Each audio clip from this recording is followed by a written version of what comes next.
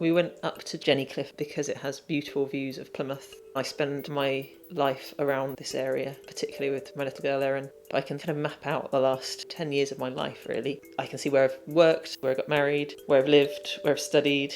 There's just lots of fantastic memories, and that's where I get my inspiration from. I tend to make my wire models in the evening. It might be that I have a particular theme that I thought of during the day when we've been out and about, or it might be something that I've been thinking about for some time.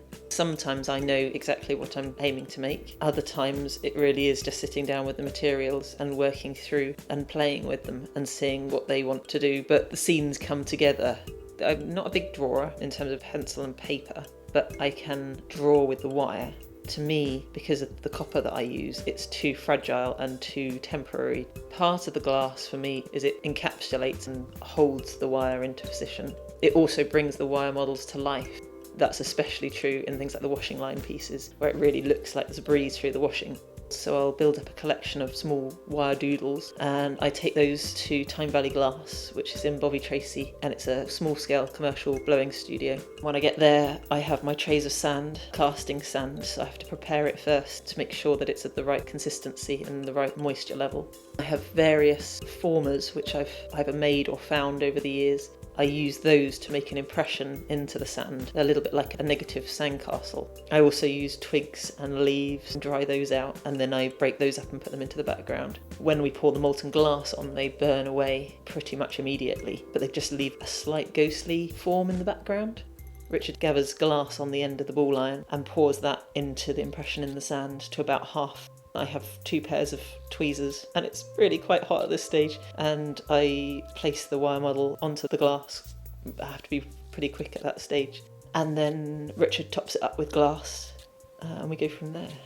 Sometimes I find that I can draw into the sand quite nicely and it does what I want it to do, and on other days it really doesn't, and then I end up with simpler backdrops, which actually I think I probably prefer those ones. I create the trees using a mixture of copper and brass. The brass takes about a count of 5 after the second layer of glass has gone on before it begins to come to life and to bubble up and create the foliage. Sometimes it goes crazy and it creates lots of bubbles. I love the fact I haven't got any control over that.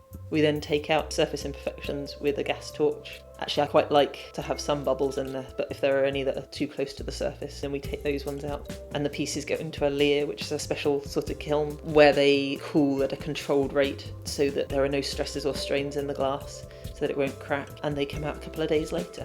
It's generally about a week or so later, maybe longer, before I then get back to the workshop again. It's such an exciting moment to dust the sand off and see what I've got, and some pieces don't work. I can then cold work them so that I can tweak them and change them. It's very satisfying when you can save something. I can cut bits off, or I can grind and polish areas. Some of them do what I expect them to do, and then others, quite often the ones where on the casting day I think they've gone wrong, those will be the ones that are my favourites, and they've done something different that I wasn't expecting. So I really enjoy that unexpected side of things. The washing lines were the first pieces that I made. They were inspired by a train journey from Plymouth up to Calstock.